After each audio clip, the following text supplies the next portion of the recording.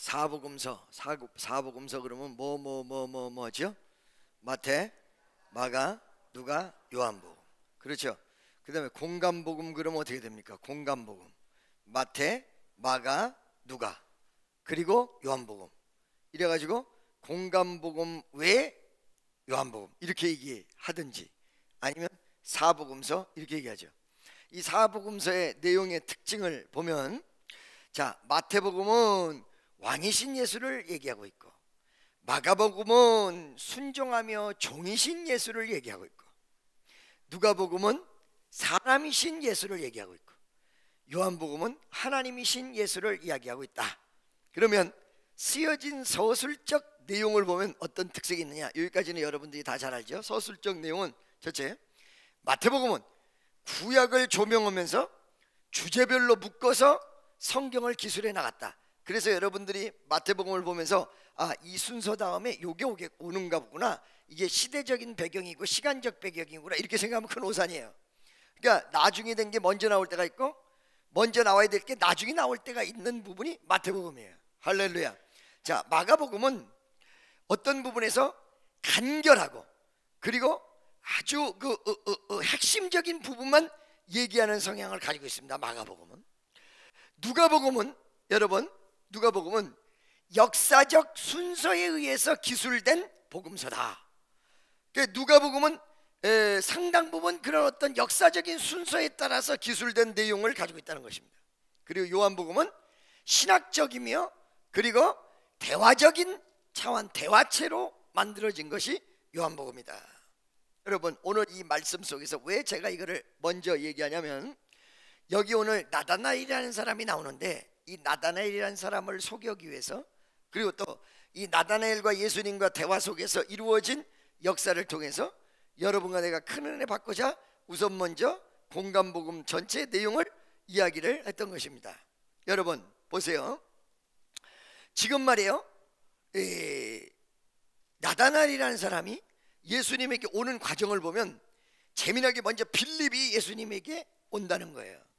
예수님께서 빌립에게 가셔서 빌립아 나를 따르라 그랬단 말이야. 그때 빌립이 예수님을 따라갔어요. 예수님을 따라갔는데 이것이 말이에요 1년이고 2년이고 지난 다음에 빌립이 전도했던 것이 아니라 예수님 따라간 다음에 바로 전도했거든요. 할렐루야. 세 가지 중요한 부분이 있어요. 첫째, 이 빌립이 어째서 이렇게 예수 그리스도를 전하는 것이 바로 이루어졌을까?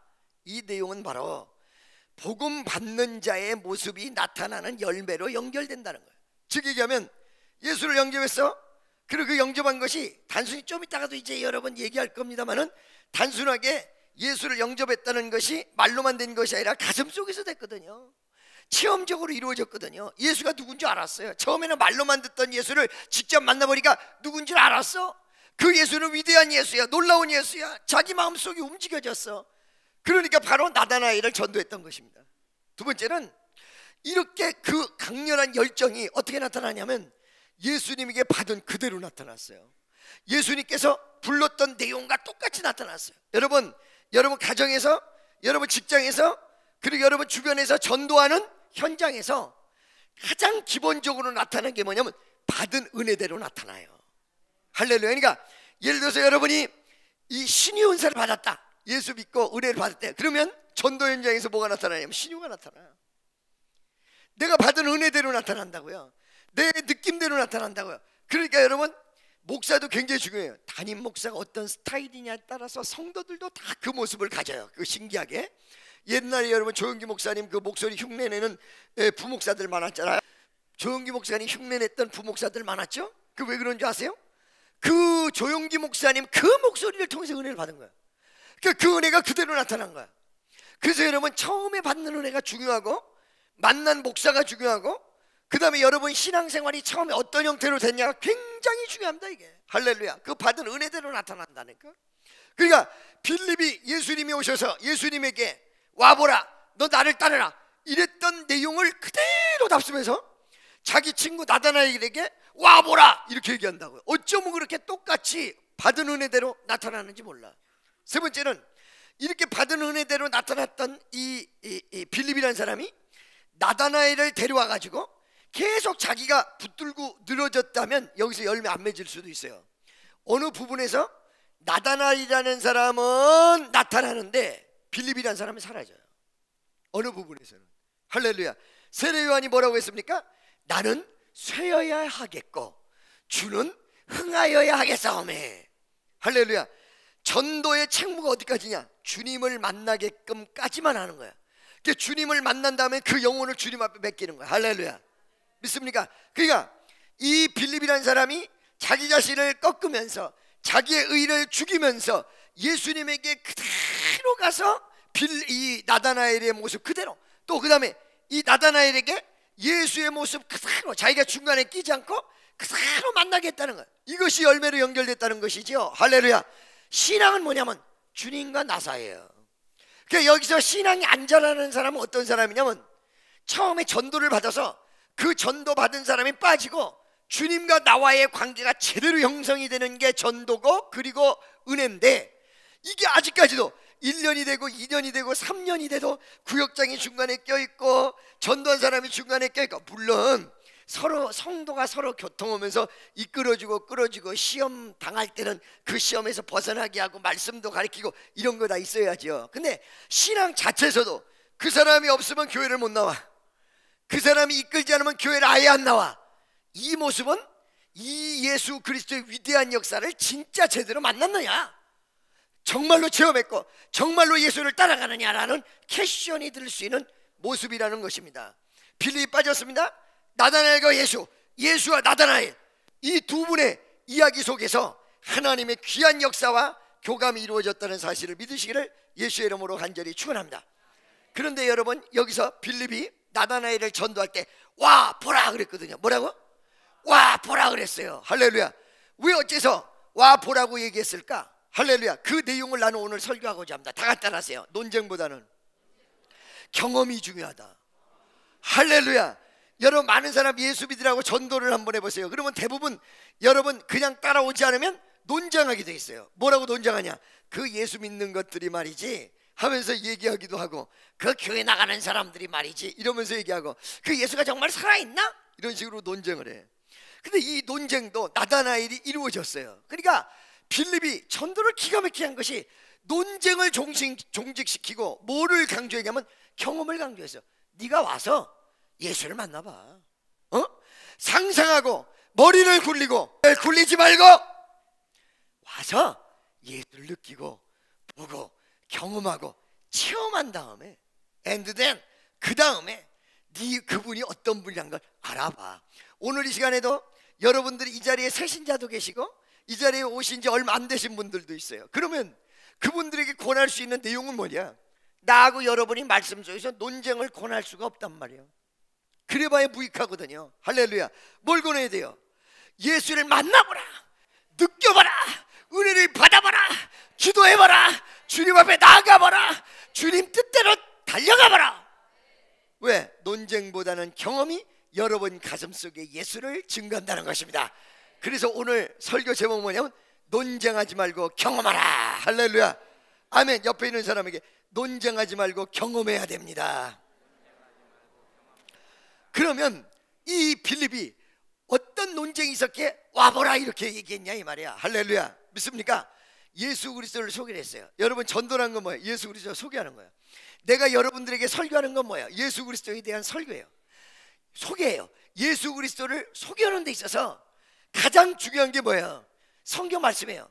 성경 말씀을 내가 경험하고 체험하는 것이거든요. 할렐루야. 믿습니까? 네, 이게 굉장히 중요한 거거든요. 여러분, 아까 내가 사복음서 얘기했죠. 그런데 그 중에 누가복음은 뭐라고 얘기했습니까? 누가복음은 뭐라고 그랬죠? 다시 한번 얘기해 드릴게요. 여러분, 지금 너무 날씨가 춥진 않은데 살짝 추워지다 보니까 입이 얼은 것 같아. 자, 여러분 봐봐요. 마태복음은 왕이신 예수를 나타내는데 구약의 입각에서 주제별로 서술한 것이 마태복음.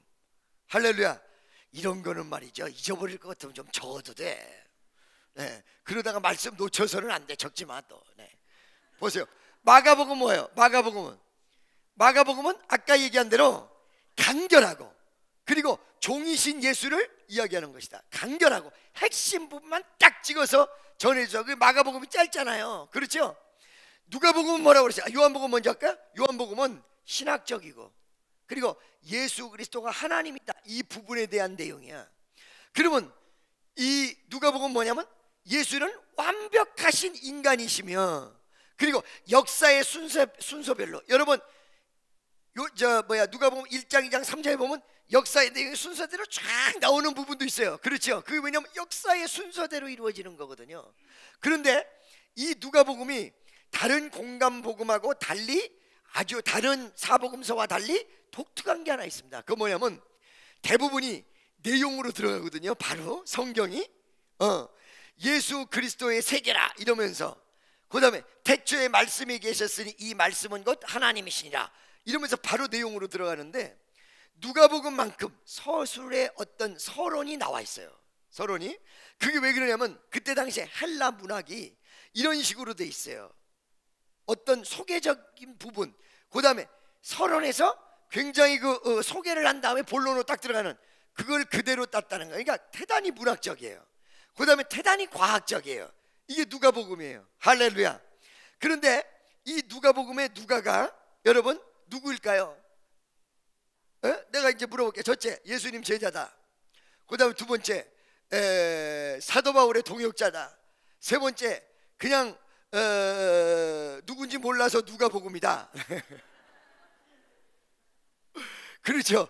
그 다음에 네 번째, 예수님 동생이다. 이 네 가지 중에 몇 번째예요? 두 번째가 뭐였죠? 사도 바울의 동역자. 할렐루야. 믿습니까? 그러니까 이거를 예수님 제자라고 하는 사람들이 있는데 이분은 예수 살아생전에 만나본 사람이 아니에요. 할렐루야. 무슨 소리인지 알겠습니까? 그런데 이 사람이 이 책을 쓰게 된 이유가 무엇이냐, 이걸 여러분들이 조금 아실 필요가 있어. 여기 데오빌로 가카여 이러고 나오거든요. 그러니까 누구 한 사람에게 편지를 쓴 거야. 예수를 소개한 거예요. 예수의 생애를 소개한 거야, 누구 한 사람에게. 그러면 이 한 사람에게 소개하기 위해서 이 장대한 그리고 이 아름다운 멋진 글을 썼냐? 그게 아니라 헬라 문학의 그 어떤 서술적 내용의 형태나 혹은 습관이 어떻게 돼 있냐면 누구 한 사람을 딱 지칭을 해. 그래가지고 그 사람에게 보내는 편지같이 얘기하지만 사실은 그 분류의 모든 사람을 향하는 그런 어떤 메시지, 이거를 이렇게 한 사람을 딱 지칭해서 보내는 것 같은 그런 서술의 방법을 썼다는 것입니다. 할렐루야. 그러면 데오빌로 카카여, 이게 무엇일까요? 로마에 어떤 고위직에 올라 있는 사람, 이 데오빌로 카카여라고 시작을 하는데, 그렇다면 왜 어째서 데오빌로라는 사람에게 이 편지를 썼을까? 그 이유는 잘 드세요. 예수 그리스도에 대한 복음이 많은 사람에게 전파가 됐어요. 많은 사람에게 전파가 됐는데 그러다 보니까 이방인에게도 전파가 됐거든. 근데 대부분 구두로 전파된 거야. 내용이 핵심이 없어. 줄거리가 없어. 질서가 없어. 그리고 많은 유언비어가 너무 남부해서 어느 것이 진짜고 어느 것이 가짜인지도 몰라. 그러니까 즉 얘기하면 신앙적 어떤 뭐랄까 복잡성이 굉장한 거예요. 그래서 그때 당시에 많은 사람들이 이 복음을 접한 이방인들에게 예수에 대해서 정확히 알려줄 필요가 있어서 누가라는 사람이 예수 그리스도를 직접 경험한 모든 사람의 내용을 모아서 예수님 제자들에게 어떤 내용을 모아서 그래가지고 서술한 책이 바로 누가복음이었다는 것입니다. 여기서 대단히 중요한 것은 누가가 두 가지를 했다라고 자기가 1절로부터 4절까지 얘기하고 있습니다. 첫째, 직접 경험자들의 내용을 기본적으로 삼았다. 할렐루야. 그러니까 여러분 성경은 뭐냐면 예수를 만나서 직접 경험한 자의 내용이야. 할렐루야. 이 사복음서는 오늘 이 시간에도 우리는 영적으로 예수를 만나고 있습니다. 신앙인은 뭐냐? 여기 와서 앉아있는 사람이 아니라 예수를 경험하고 그것을 증거할 수 있는 사람이 신앙이에요. 믿습니까? 말씀을 통해서 만납니다. 찬양을 통해서 만납니다. 그렇기 때문에 논쟁 가지고는 신앙의 정립이 이루어질 수 없고 논쟁 가지고는 모른다는 거예요. 아멘. 그 다음에 두 번째, 이 사실적 내용을 객관적으로 무지무지하게 연구하면서 조사를 다 했어. 그러면서 놀라운 사실이야. 이것을 갖다가 그대로 데아빌로라는 사람을 빌어서 복음을 증거했다는 것입니다. 와 뭐라 누가 누구에게 빌립이 나다나에 이르게 와 뭐라 네가 직접 경험해라. 논쟁하지 말고. 믿습니까? 옛날에 제가 언젠가 말씀드렸죠. 김동건 아나운서가 9시에 만납시다 라는 프로를 할 때 유명한 명사들마다 다 초청해서 대담을 하면서 그 사람의 철학, 그 사람의 인생사를 쫙 논하는데 한경진 목사님이 나왔잖아요. 한 목사님에게 물어요. 한 목사님, 이렇게 외람된 말씀을 묻고 싶은데 물어도 될까요? 네, 물어보세요. 한 목사님, 하나님 살아계십니까? 예수님 살아계십니까? 그리고 물어봤단 말이야. 그랬더니 이 할아버지가 예, 살아계시죠. 근데 한 목사님은 그걸 어떻게 하십니까? 살아계시다는 걸 어떻게 하십니까? 그랬더니 그분이 뭐라고 얘기냐면 내가 봤다 혹은 내가 만나봤다 이렇게 얘기하면 사람들이 웃었을 텐데 난 알아요. 내 느낌으로 합니다.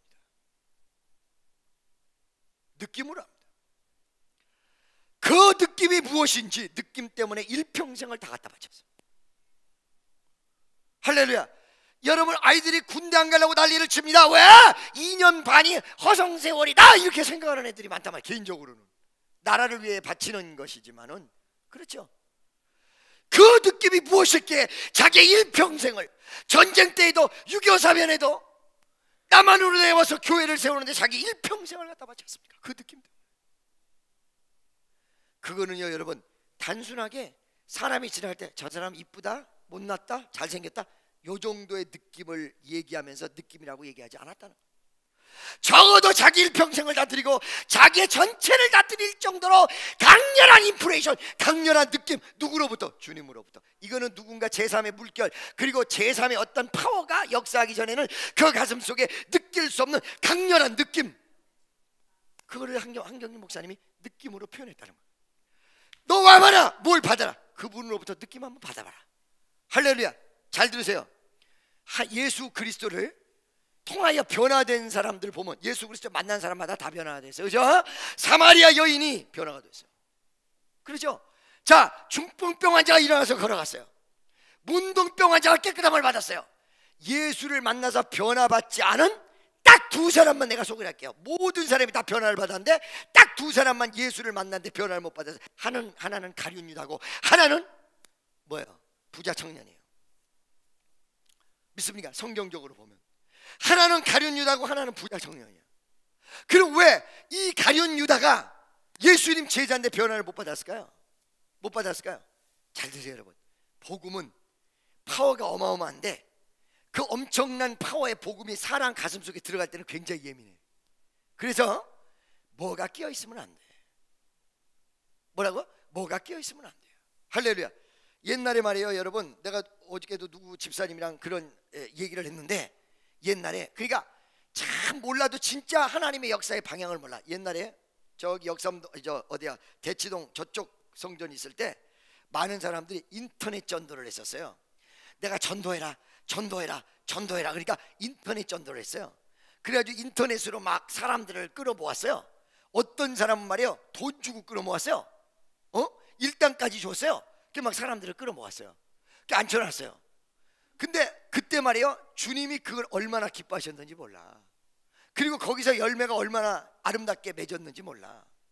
그런데 어느 날 여기 수원성전으로 딱 왔을 때 내가 교구장들 보고 이 전도하라고 하니 그걸 하더라고. 그거를 내가 안 좋아하게 생각했어. 왜 그런지 여러분 알고 계세요? 그분은 이럴 거야. 뭐냐면 목사님이 옛날에 저쪽 성전에 있을 때는 그걸 좋아하더니 왜 수원에 와서는 그걸 안 좋아해? 이럴 수 있어. 하나님을 몰라도 한참 모르는 거야. 그러니까 깨달음이 없는 거예요. 할렐루야. 여러분 잘 보세요. 그때는 전도의 대상자들을 막 찾아 헤맸어. 하나님 어디에 전도의 대상자가 있습니까? 어디에 있습니까? 막 찾아 헤매다 보니까 인터넷으로 들어가서 정말로 나는 우리 교회 부흥을 시키고 싶은데 이 부흥할 방법이 없네요. 이 인터넷으로 본 분들은 내가 식사라도 대접할 테니까 모여주시기 바랍니다 해가지고 이루어진 것과 버젓이 전도할 수 있는데도 불구하고, 버젓이 많은 것이 있는데도 불구하고 옛날 일을 회상해가지고 이렇게 하면 될 것이다 해서 하는 것과는 하늘과 땅 차이란 사실을 모르고 있다는 거예요. 이 느낌을, 그게 바로 영적인 느낌인데. 할렐루야. 무슨 말씀인지 여러분 알고 계십니까? 아시겠습니까? 내가 그런 말을 했었어요. 그게 아니야. 내가 어느 날 전도의 대상을 찾다가 그 방법을 만나서 해보다가 열매 맺는 것과 지금 열정적으로 전도를 해야 될 때 그런 것 저런 거 다 생각하지 않고 옛날에 그렇게 했으니까 그거다 이래가지고 가는 거랑은 하늘과 땅 차이라는 거야. 이게 뭐요? 새로운 역사를 위하여 달려가느냐 아니면 타성에 젖어 있느냐 라는 것인데, 우리 주님은 타성에 젖어 있는 걸 싫어한단 말이지. 나는 최선을 다했다 라고 얘기하는데 사실은 타성에 젖어 있다는 거예요. 아멘이죠. 믿어지십니까? 할렐루야. 여러분 보세요. 이 나다나엘이라는 사람이 지금 이 빌립의 말을 듣고 어떤 새로운 패러다임이 그 가슴속에 들어오려고 하는 거예요. 그렇죠? 그러면 그 논쟁을 좀 더 구체적으로 보자. 예수님을 딱 소개를 하니까 이 나다나엘이 뭐라고 하냐면, 어찌 나사렛에 선한 일이 있을 수 있겠느냐 라고 얘기한다. 어찌 나사렛에 선한 일이 있을 수 있겠느냐 이렇게 얘기해요. 왜 이 나다나엘이 이런 질문을 했을까요? 세 가지 중요한 부분이에요. 첫째, 잘 보세요. 자기가 눈을 보는 나사렛은 선한 일이 나올 수 없는 동네예요. 거기는 향락이 있습니다. 거기는 말이에요, 사람들이 저주받은 땅이라고 얘기할 정도로 못 사는 것들이 다 모여 있습니다. 그들이 볼 때 좋지 못한 동네입니다. 할렐루야. 그런데 이런 동네에 그 위대하신 메시아가 탄생하겠느냐, 이거였거든요. 할렐루야. 이것이 바로 하나님의 마인드를 전혀 모르는 마인드라는 거예요. 믿습니까? 여러분들이 조금 축복받아서 교만하면 안 되는 이유가 여기 있는 거예요. 할렐루야. 여러분 한번 찾아보세요. 사무엘상 2장 8절 보세요. 사무엘상 2장 8절. 왜 어째서 나 같은 못난 인간을 선택했고, 왜 내가 너무 연약할 때 하나님께서 은혜 주셔서 나를 축복을 주셨고, 내가 축복받은 다음에 왜 교만하면 안 되는지를 보세요. 사무엘상 2장 8절. 여러분 혼자 예수 잘 믿는다고 해서 잘 믿어지는 게 아니라는 거야. 하나님이 인정해야지. 2장 8절 보세요. 다 같이 시작.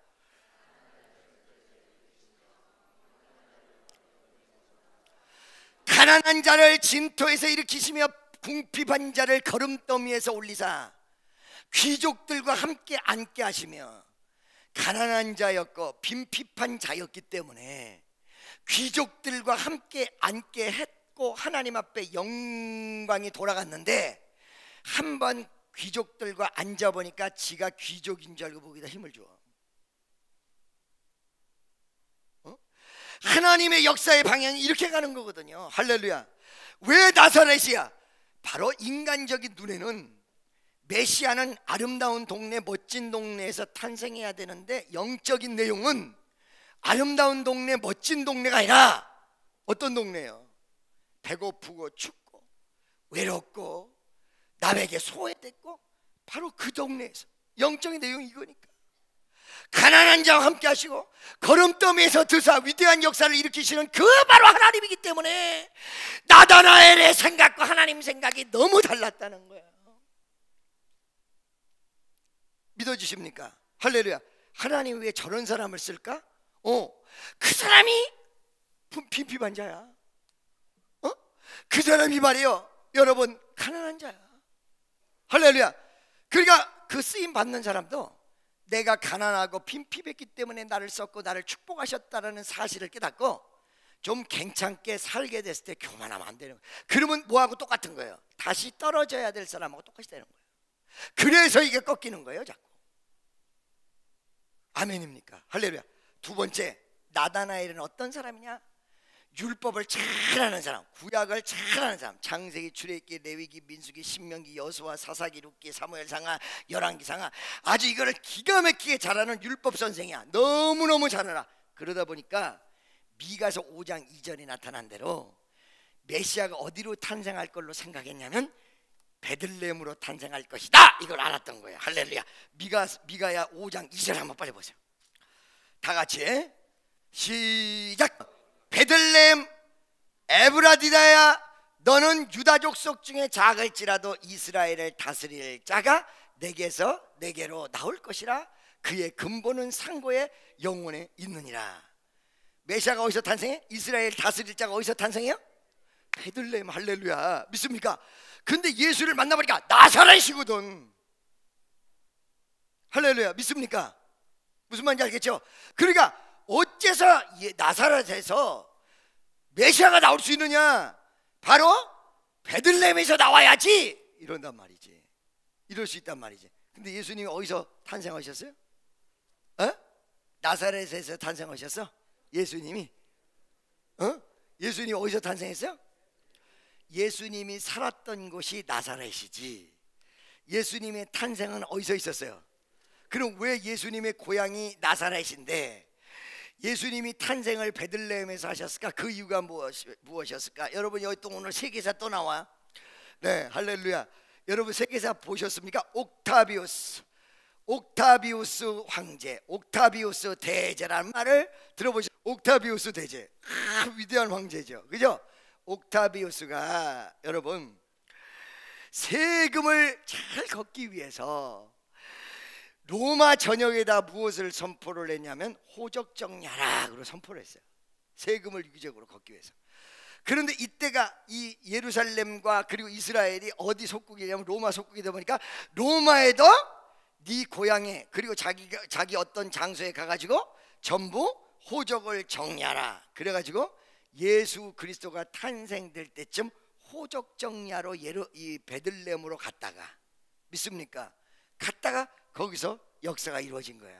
여러분 옛날에 제가 언젠가 말씀드렸죠. 미국 LA 가서 집회를 우리가 할 때 청년들 수십 명을 데리고 가가지고 집회를 해야 되는데 우리 청년들이 음악을 하는 애들이 대부분 많아서 음악은 자유인이라 세금도 자유롭고 그 다음에 거주도 자유로워서 집이 없어.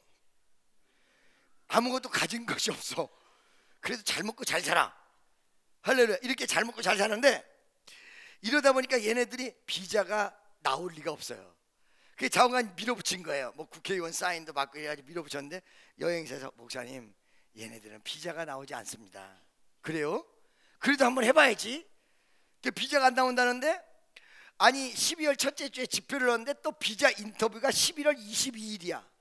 그게 이 비자가 나와도 이 집회 올라면 빠듯한 거예요. 제가 미국을 출발할 때 운전했던 애가 나한테 이런 말을 했다고 그랬습니다. 이거 간증 들은 사람 많죠. 뭐라고 얘기했냐면 목사님 요번에 목사님 미국을 가시면 백악관이 움직여질 것 같습니다. 누가 움직여져요? 백악관이 움직여질 것 같습니다. 아니 이거 봐라, 나는 집회는 LA 사는데 워싱턴 DC에 백악관을 움직여서 뭐 할래. 이렇게는 혼자 미국을 출발을 했는데 정말 백악관이 움직여지는 역사가 일어났다고 그랬죠. 할렐루야. 애들이 여기서 미국 비자가 나올 만한 어떤 내용을 아무것도 가지지 못하는데 가지고 있는 건 딱 하나야. 기도야, 믿음이야. 주여 우리가 비자가 나올 줄로 믿습니다. 전부 철야 들어가고 철야 들어가면서 현역 군인도 비자 신청을 했어. 현역 군인도 비자 신청을 하고 별 난리를 치면서 막 기도를 그때 수양관에서 어마어마하게 한 거예요. 하나님 역사해달라고. 그런데 그 운전했던 아이의 믿음이 내 믿음보다 더 커. 응? 걔가 얘기한 대로 기적이 일어났죠. 어떻게? 11월 22일 날 비자 인터뷰를 하게 돼 있던 것도 이거 주의 역사였다. 19일 날 그날이 토요일 날인데 부산에서 여러분 부시 대통령이 와가지고 아태 정상회담에서 노무현 대통령하고 같이 회담을 하는데 노무현 대통령이 무슨 욕을 했던지 갑자기 인터뷰에서 뭐라고 했냐면 한국 사람들은 너무너무 좋은 사람들이라 비자를 다 내주라고 내가 대사관에다가 얘기를 하겠다 이랬단 말이야. 그래가지고 그게 토요일날 발표를 나갔는데 그 다음 주 월요일날 첫 인터뷰가 우리 애들이야. 서류도 안 보고 다 비자를 내준 거야. 아멘이죠. LA 집회 비자를 위해서 누구를 움직였어요? 백악관. 할렐루야. 이거를 여러분 믿으셔야 돼. 아멘이죠. 자, 예수님이 베들레헴에 탄생하기 위해서 누구를 움직였어? 옥타비우스 황제를 움직여. 옥타비우스 황제를 움직여서 예수님이 베들레헴에서 탄생한다, 이 예언적 역사를 이루어 버리셨단 말이에요. 아멘이죠. 그 예수님께서 어디서 탄생했어요? 베들레헴에서. 그런데 지금 말이요, 예수님이 30살이 된 예수님을 바라보는 이 나다나엘 눈에는 어디서 태어난 사람으로 보이는 거예요. 지금 나사렛. 왜? 나사렛에서 자랐으니까. 믿습니까? 난 여기서 두 가지 중요한 내용을 여러분에게 전하고자 합니다. 첫째, 여러분, 이 사람이 율법에 충실해서 예수님을 나사렛에서만 태어난 줄 오해하고 나사렛에서 어떤 선한 일이 있겠느냐 했지만, 실질적으로는 예수님은 어디에서? 베들레헴에서 탄생했습니다. 이걸 아무도 모르고 아무도 밝혀주지 않았습니다. 오직 예수를 깊이 알아야 알 수 있는 것입니다. 우리 주님의 인성, 우리 주님의 역사, 이거는 일반 겉핥기식으로 알아서는 모르게 돼 있습니다. 그분이 30년 전에 어디서 태어난지 여기서 붙여놓고 다니겠습니까? 나는 베들레헴에서 태어났다 이러고 붙이고 다닙니까? 아니거든요. 나다나의 눈에는 나사렛밖에 안 보이는 거야. 왜? 지금 만났기 때문에, 이제 봤기 때문에, 겉모습만 봤기 때문에. 그런데 자기가 예상하고 자기가 생각한 대로 어디에서? 베들레헴에서 예수님은 탄생해서, 이게 공공연하게 숨겨진 비밀이었어요. 믿습니까? 할렐루야. 여러분들이 실수하지 않기를 예수의 이름으로 축원합니다. 깊이 있게 보셔야 돼요. 겉으로 떠도는 말, 겉으로 드러난 소문, 겉으로 드러난 내용, 이게 아니라는 거예요. 믿습니까?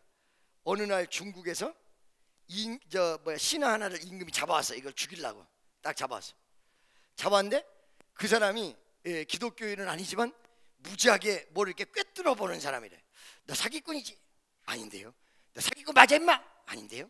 사기꾼이잖아? 아닌데요. 쥐를 한 마리 딱 잡아가지고 상자에다 딱 넣어놓고는 이 안에 뭐가 들었냐, 그리고 얼마나 많은 숫자가 들었냐, 이거를 알아맞히면 내가 너를 살려준다. 넌 사기꾼이야. 무엇이 들었냐 그랬더니 쥐가 들었습니다. 깜짝 놀란 거야. 쥐가 들은 걸 안 거야. 좋아, 그럼 마지막으로 몇 마리 들었느냐 그랬더니 6마리가 들었습니다. 야, 이 자식아, 너는 사기꾼이다. 한 마리다 임마. 이래가지고는 칼을 가지고 그 사람을 죽였어. 목을 딱 찔러서 죽였는데, 그때 빗 맞아가지고 이 칼이 튕겨져 나가면서 상자를 자르고 상자 안에 있는 쥐를 죽였어요. 배를 갈라졌어요. 보니까 그 안에 새끼 5마리가 들어있어요. 우리가요, 여러분, 겉으로 드러나는 법은, 겉으로 얘기하는 법은, 이 양반이 나사렛 예수인데 분명히 율법적으로는 베들레헴에 탄생한다. 그런데 나사렛에 탄생했을 걸로 추측하고 나사렛에서 무슨 선한 일이 있겠느냐. 깊이 보니까 그분이 호적정리하러 가가지고 베들레헴에서 태어나셨다 이 말이에요. 말씀이 그대로 이루어진 분이었다는 것입니다. 아멘, 할렐루야. 믿어지십니까? 아멘이죠. 두 번째로, 이 나사렛에서 탄생을 했는데 예수님께서, 베들레헴에서 탄생했는데 예수님께서 이 언쟁 속에 빌립이 느끼고 알고 있는 것을 의문점을 몽땅 다 와 보라라는 말로 논쟁을 바꿨던 것은, 그 의문점은 예수와 만나면 다 끝나. 은혜 받으면 다 끝나. 예수를 느껴보면 다 끝나. 내가 지금까지 받았던 모든 의문점은 내가 은혜로 예수를 만나보면 다 끝나. 믿어지십니까? 그럴 것이 이 나다나엘이라는 사람이 예수를 만나면서 자기 모든 것이 바뀌어요. 할렐루야. 예수님께서 저 사람에게 간사가 없다, 참 이스라엘 사람이다. 첫째. 두 번째, 무화과 나무 밑에 있을 때 내가 너를 보았다. 두 번째. 이 두 가지를 얘기하면서 자기의 부정적 견해가 완전히 긍정으로 돌아섰어요. 그 전에 빌립에게 들을 때는 부정적이었어. 귀로만 듣고 있을 때는 부정적이었어. 그런데 귀로만 듣고 있을 때는 부정적이었는데 어떻게 했어요? 예수를 전 인격적으로 만나보니까 아니야, 긍정으로 바뀌었어. 여러분의 신앙이 귀로만 듣는 신앙입니까? 아니면 전인격적으로 예수를 만나는 신앙입니까? 물어보세요. 당신의 신앙이 전인격적으로 주님을 만나는 신앙입니까? 아니면 듣고만 마는 신앙입니까? 한번 물어보세요. 자, 여러분 저를 보세요. 그래서 이 나다나엘이라는 사람에게 이런 내용이 구조적으로 있었기 때문에, 인격적으로 만났기 때문에, 할렐루야, 그분을 뜨겁게 알았던 것입니다. 그러면 그 인격적으로 만난 내용이 무엇일까? 아까 전에 두 가지 꼽았죠. 첫 번째 뭐예요? 저 사람은 참 이스라엘 사람이다. 그 속에 간사가 없다. 할렐루야. 여러분, 간사의 내용이 무엇일까요? 간사가 무엇일까요? 간사라는 것은 여러분들이 알다시피 생각하는 그런 간사 맞아요. 두 번째, 거짓. 그 다음에 과장. 그 다음에 자기 이익을 위하여 거짓 증거. 이런 내용이 복합적으로 간사거든요. 할렐루야. 그러면 저 마음속에 간사가 없다. 이 내용이 왜 그렇게 중요한가? 그 내용은 하나님은 뭘 봐? 중심을 보시는 하나님. 하나님이 간사를 얼마나 싫어하느냐. 그 간사라는 단어는 나오지 않지만 그 비슷한 내용이 같이 나온 게 있어. 1장 28절 29절까지 다 같이 27절부터 보겠습니다. 여기 뭐가 들어있어요? 맨 마지막에 수군수군도 간사 중에 하나야. 할렐루야. 악독이 가득하며 분쟁, 사기, 시기, 이런 모든 내용들, 그 내용을 30절에 뭐라고 규정한지 한번 보세요. 30절에 비방하는 자요, 하나님께 미워하시는 자요, 능욕하는 자요, 교만한 자요, 자랑하는 자요, 악을 도모하는 자요, 부모를 거역하는 자요. 31절에 우매한 자요, 배역한 자요, 무정한 자요, 무자비한 자요. 32절에 그들이 이 같은 일을 행하는 자는 사형에 해당한다고. 어디에 해당해요? 사형에. 그게 바로 간사예요. 근데 나다나엘 가슴속에 뭐가 없어요? 그 간사가 없다라고 성경이 얘기하고 있어요. 예수님이. 할렐루야. 그러니까 마음의 중심을 하나님이 보고 계시다. 그 마음속에 간사가 없고 내가 네 중심을 보고 있다. 할렐루야. 믿습니까? 여기서 이 사람이 깜짝 놀래요. 저분이 나를 아는구나. 칭찬을 해줘서가 아니라 자기의 심령을 그대로 뽑았어. 두 번째는 뭐예요? 무화과 나무 밑에 있을 때 내가 너를 보았다. 이거 여러분 수양관에 설명했습니다. 무화과 나무 밑에 있을 때 보았다. 이 말이 무슨 말이라고 했죠? 이스라엘 사람들은 덥기 때문에 저녁에 다닌다, 낮에 다닌다. 저녁에 다닌다. 길거리를 저녁에 다녀. 그럼 낮에는 왜 못 다녀? 너무 더워서. 그럼 낮에 뭐예요? 길 가다가 무화과 나무 밑으로 들어간다. 그 나무 밑으로 들어서 낮잠을 자든지, 은혜로운 사람은 성경을 보든지, 기도를 하든지 이러는데 무화과 나무 잎 사이가 크기 때문에 그늘이 기가 막히게 진단 말이지. 여러분, 사막의 특징은 태양볕 밑에는 죽도록 따가운데 그늘만 들어가면 선선해. 이게 바로 여러분 사막의 특징이에요. 우리나라는 더울 때는 그늘에 들어가든지 밖에 나오든지 미쳐. 왜냐면 이게 후덥지근한 그런 기후기 때문에. 근데 수분이 사막에는 없어요. 그래서 LA 같은 데는요, 여러분, 물건이 썩질 않아요. 썩질 않아. 말라 비틀어져 버리지 썩지를 않아. 음식이 희한하다고. 우리나라는 내버려두면 곰팡이가 나고 썩어버리잖아요. 그러죠? 그 안에만 들어가면 시원하고 선선한데 그 아래에 있을 때 내가 너를 보았다. 이 내용이 두 가지 내용. 첫째, 내가 너를 지켜본 네가 기도했을 때 대상자 내가 바로 하나님이다. 두 번째는 나의 존재, 너의 기도에 듣는 모습은 창세 이전서부터 이루어진 역사성을 가지고 있다. 이 내용을 무화과 나무 밑에 있을 때 내가 너를 보았다 이랬단 말이죠. 그러니까 자기가 사람들이 다 잘 때 자기 혼자 기도했거든. 사실은 이때만 해도 영적 타락의 시기이기 때문에 기도 별로 안 해요. 기도하는 척하지. 이 바리새인 서기관과 예수님이 이 독사의 자식들아 막 그랬잖아요. 그러죠? 기도 별로 안 해. 형식적이지. 근데 이 사람은 진짜 기도를 했던 거야. 딴 사람들 다 자고 있을 때, 딴 사람들 그 무화과 나무 옆 잎사귀 밑에서 전부 장난치고 있을 때 자기 혼자 기도했는데, 그러면서 자기도 느꼈는데 왜 이 세대가 이렇게 기도를 하지 않지? 왜 이렇게 영적으로 이렇게 혼탁한 세대 속에 있지? 라고 한탄을 하면서 자기 혼자 열심히 기도했는데 예수님이 혼자 기도한 걸 딱 알아가지고 네가 무화과 나무 밑에 있을 때 내가 너를 보았다. 여러분 어저께 뭐 하셨어요? 어제 뭐 하셨어요? 네가 했다 내가 보았다. 어제 저녁에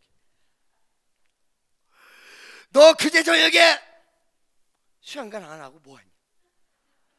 야 이제 내가 봤다.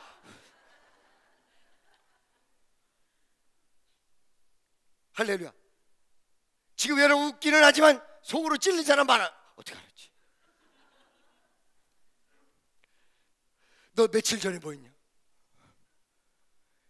너 뭐 했냐? 내가 거기 있을 때 내가 너를 봤다. 어머, 그러면 주님도 나이트 클럽에 오셨어요?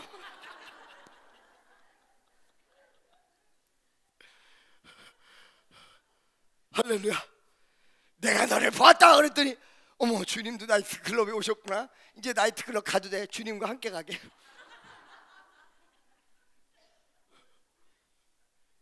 자, 여러분 보세요. 그러면 이 두 가지 내용을 가지고 그분을 안 거야. 그분의 마인드를 안 거야. 그분이 어떤 분이란가 안 거야. 이 대화 속에서 또 한 가지가 있어요. 대화할 때 느낌이 있어요. 야, 이 자식아, 무화과 나무 밑에 있대 내가 내 부었어 임마, 이렇게 했던 것이 아니라 그 심령을 깨뚫어지면서 그 부드러운 목소리. 내가 그때 옆에 있었더니 너무 부드러운 목소리, 그리고 그 가슴을 뚫는 목소리, 그 심령을 쪼개는 목소리에 그분의 대하는 인격적인 모습 속에서 그분은 어떤 분이었구나 이런 거예요. 그래서 아까 전에 말씀드렸어요. 전인격적으로 주님을 만난 사람은 반드시 어떻게 해요? 반드시 변화된다. 아까 전에 얘기했죠? 변화받지 못한 사람 두 사람. 하나는 가룟유다라고 했죠? 가룟유다는 뭐가 꼈어요? 욕심이 끼고 자기 생각이 낀 사람은 복음이 가려진다. 그 다음에 또 한 사람, 부자 청년, 물질이 가로막은 사람. 그러지 않고 가운데 예수님과 사이에 거리감이 없이 예수님과 정말로 뜨거운 열정과 기도를 통해서 만남을 가졌다. 변화 안 될래야 안 될 수가 없죠. 믿습니까? 그러니까 우리도 기도를 해보면요, 어느 순간에 처음에 기도의 내용이 조금 은혜롭지 못할 때가 있어요. 주여 아버지 저 인간 죽여주세요. 그러지는 않지만 혹여 그런 분이 있다면 내가 대신해서 얘기해드린다 이거지. 정말 저거 땅 남을 때 저거 누가 안 잡아가나, 이런 식으로 기도를 하는데 이게 기도를 통해서 점점 주님과 만남의 역사가 일어나요. 그럴 때는 어떻게 돼요? 그를 나중에 축복하게 되고요. 그 다음에 한 단계 넘어가서 주님과 나와의 교제의 내용이 이제 주된 내용, 메인 내용이 되지, 내가 세상에서 억울했던 내용이 메인 내용이 되는 게 아니야. 이게 점점 이걸 뭐라고 그래? 힐링이라고 그래. 이걸 보고 치유라고 그래. 이것이 바로 여러분 은혜 회복이라고 그래. 이것이 바로 인격적 변화라고 그래. 이것이 바로 은혜 받은 사람 모습이라고 그래. 바로 이것이 바로 주님의 마인드가 가슴속에 오는 거거든요. 할렐루야. 믿습니까? 내가 저 사람을 다글다글 볶아가지고 어떻게 좀 해야 되는데, 내 이익 때문에 내가 저 사람한테 무슨 요구를 해야 되겠는데 하는데, 전인격적으로 오게 되면 어떻게 돼요? 그 마음이 변화가 되는 거야. 그러면서 어떻게 돼? 저 사람도 살리고 나도 사는 방향으로 나가지게 돼 있다는 거죠. 할렐루야. 믿어지십니까? 이 나다나엘에게 우리 주님이 거기서 끝나지 않았어요. 당신은 하나님의 아들입니다. 뭐 자기 심령을 다 알았으니까, 자기 마음의 내용을 알았으니까, 그렇죠? 그래요 안 그래요? 할렐루야. 믿습니까? 내가 금요일 날 말이에요, 어떤 여성 한 분이 와가지고, 창세에 처음 본 여성인데 저 여성 지금 마귀 역사 한다고 내가 그랬단 말이에요. 그래가지고 나중에 이렇게 불러보니까 몸이 정말 아픈 사람이었단 말이지. 그 옆에 있는 사람이 막 신기하다고 난리가 났어. 그런데 남편은 사람들 앞에서 목사님이 저랬다고, 오늘 교회 안 나왔다는 거야. 안 나오는 것도 여러 가지다. 그럼 가만두지 아니하시고 이렇게 꺾어서 반드시 나올 줄로 믿습니다. 아멘. 그게 어느 순간에 딱 접근이 돼서 자기 마음을 다 알아준다 이러면 막 그때부터 막 흥분하는 거야. 막 난리가 나는 거야. 할렐루야. 믿습니까? 옛날에 말이에요, 권사님인데 완전 나이롱 권사야. 청주를 갔는데 아들이 목사예요. 기도는 1분도 안 해, 하루에. 그를 아주머니, 그를 아주 우리 집회에서 깨져요. 대성통과하고요, 아들을 위해서 기도하지 못했던 거 회개하고요, 아이고 패고 기도를 해요. 왜 그런 줄 아세요?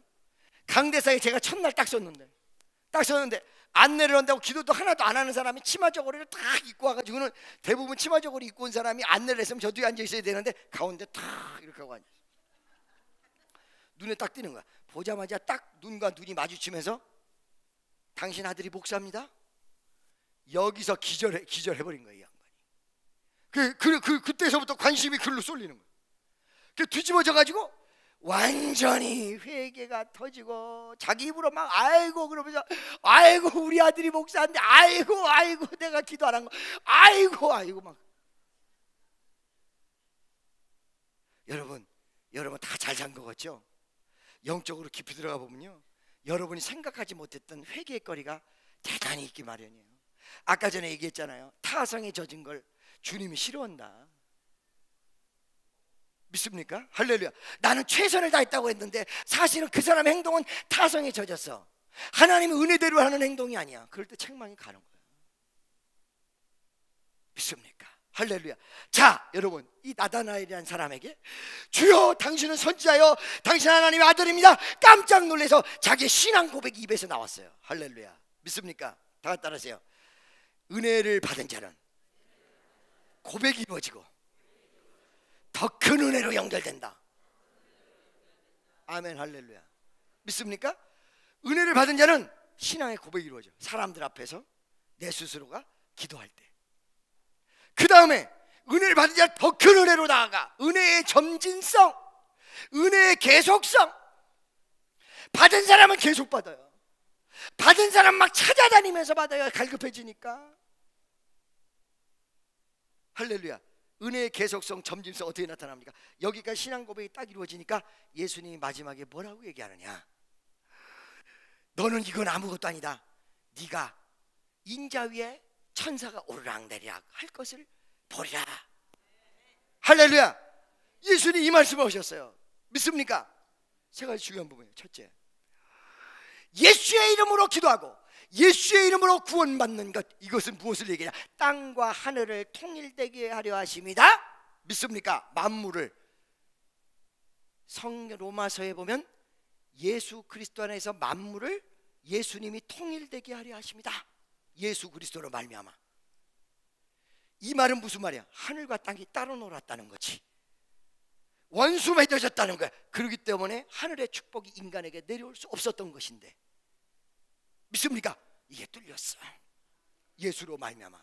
그러니까 주님의 은혜가 내려온단 말이죠. 이거를 나 위에서 이루어진 것을 보게 될 것이다. 오늘 이 시간에도 여러분 그걸 보고 계십니까? 예수 그리스도 이름으로 주님의 은혜가 나에게 올 수 있다는 이 사실을 보게 돼야 된다는 거예요. 믿습니까? 할렐루야. 여러분 보세요. 어느 순간에 내가 미국에서 기도할 때 이랬잖아요. 나는 처음에 응답받고 실망했어. 왜? 아니 내가 안식년도 가져본 일이 없고 해가지고 요번에 완벽하게 회복을 하고 하나님 앞에 기도를 응답 크게 받고 와야 되겠다라고 기도를 했는데 응답이 몇 가지 오는데 어떤 응답이냐? 첫째, 성경 다시 봐라. 나보고 옛날에 무지무지하게 많이 봤는데 성경 다시 봐라. 다시 봤어. 두 번째는 예수 그리스도의 이름이다. 이걸 가슴속에. 믿습니까? 아멘이죠?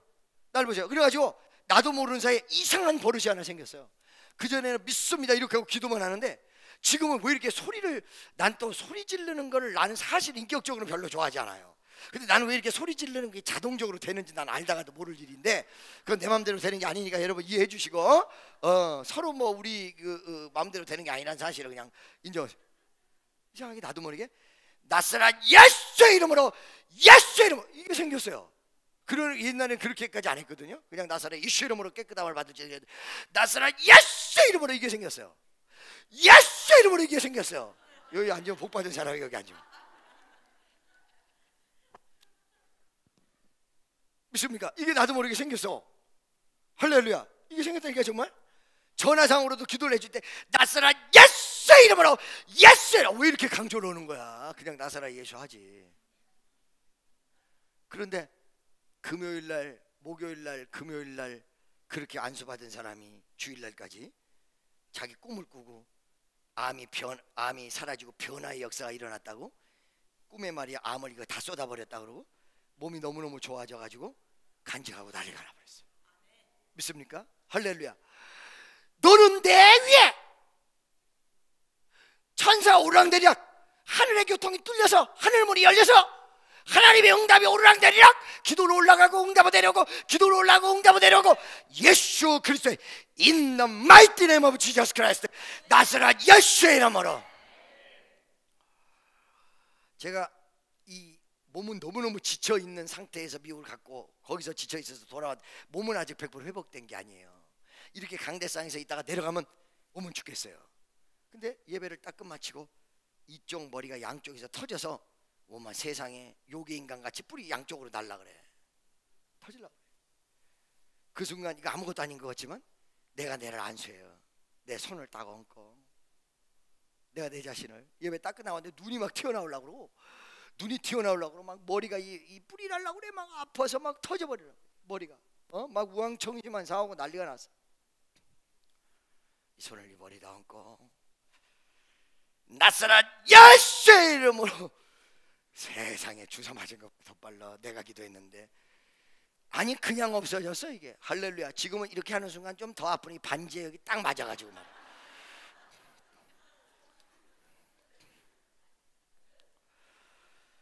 나사렛 예수의 이름으로 천사가 올라갔다 내려갔다 올라갔다 내려갔다 올라갔다 내려갔다 보리라. 여러분 예수의 이름이 여러분 입에서 사라지지 않는 위대한 역사가 일어나시기를 예수의 이름으로 축원합니다. 기도가 여러분 약하고 되지 못하겠거든 계속해서 나사렛 예수의 이름으로, 나사렛 예수의 이름으로. 이상하게 그 버릇이 생겨버렸어. 나사렛 예수의 이름으로. 아이고 할렐루야. 이 양반은 좋아서 미쳐 지금. 아멘 아멘 씨 아멘. 나사렛 예수의 이름으로, 오늘도 나사렛 예수의 이름으로 병든 자들은 치료될지어다. 예수의 이름으로 여러분 문제를 해결될지어다. 할렐루야. 오르락 내리라 오르락 내리라 보리라. 할렐루야. 믿습니까? 두 번째, 예수 그리스도가 이 땅에 오셔서 구원시킨 실체적 내용을 얘기해 주는 거예요. 예수님이 내가 너희를 위한 중보자로 왔다. 할렐루야. 어떤 중보자? 하나님과 원수됐을 때 떨어졌던 연결을 다시 연결시키는 중보자다. 무엇을 통해? 나의 십자가. 그래서 여기서부터 이미 벌써 죽음을 예고하셨다. 할렐루야. 여러분 진짜 사랑하면요, 나를 드러내지도 않고 진짜 사랑하면 모든 걸 다, 진짜 사랑하면 모든 걸 다, 그거를 나타나게 얘기한 거야. 인자 위에 오르락내리락 너희들에게 하나님과의 교통을 위해서 내가 십자가에 못 박혀 피아물을 다 쏟아. 나는 너를 사랑하는 위대한 메시아야. 나는 너를 사랑하는 구세주야. 나는 너에게 피를 흘려줄 위대한 하나님의 아들이야. 나다나엘에게 착 나타나면서 예수의 실체를 드러나게 만들었습니다. 부정적이었던 이 나다나엘 가슴, 여러분 부정적이었던 사람, 부정적일 사람, 부정적인 사람, 오늘 이 시간에도 이 모든 사람들이 해결하는 방법은 딱 하나입니다. 아까 얘기한 대로 논쟁이 아니라 경험을 통해서, 말씀의 경험, 예수의 경험, 전인격적인 경험을 통해서 위대한 역사가 일어난다는 사실입니다. 여러분 기도할 때 기도가 응답되는 비결이기도 하고 주님과 교제할 수 있는 비결이기도 한데, 여러분을 내려놓으세요. 판단하는 걸 내려놓으세요. 믿습니까? 할렐루야. 내가 옛날에 누군가를 기도를 해보면 믿음이 참 좋은 사람 같은데 기도해보면 아닌 사람이 있어. 정말 이 사람 믿음이 없는 사람 같은데 딱 기도해보면 믿음이 있는 사람이 있어. 표현과 내용이 실체적 진실과 다를 때가 굉장히 많아. 무뚝뚝한 사람, 마음은 좋은데 말은 참 무뚝뚝하게, 사기꾼, 속은 사기인데 말은 기가 막히게 청산유수처럼 해. 그러니까 사실은 내 판단, 내 생각을 내려놓고 주님의 역사에 이입하는 거, 주님의 역사대로 쫓아가는 거, 이것이 기도며 이것이 주님의 뜻과 능력을 경험할 수 있는 비결이거든요. 그러니까 누군가를 판단하지 말고 다 내려놓고 진실되게 나에게 역사해달라고, 주여 나를 불쌍히 여겨달라고. 이럴 때 진정한 교제, 위대한 교제, 하나님과 나의 진정한 교제가 이루어지며 기도는 올라가고 응답은 떨어지고 예수 그리스도 이름 위에 나타났던 위대한 역사가, 하늘문이 열리는 역사가 여러분과 나에게 존재할 수 있다는 사실을 믿으시기를 예수의 이름으로 축원합니다.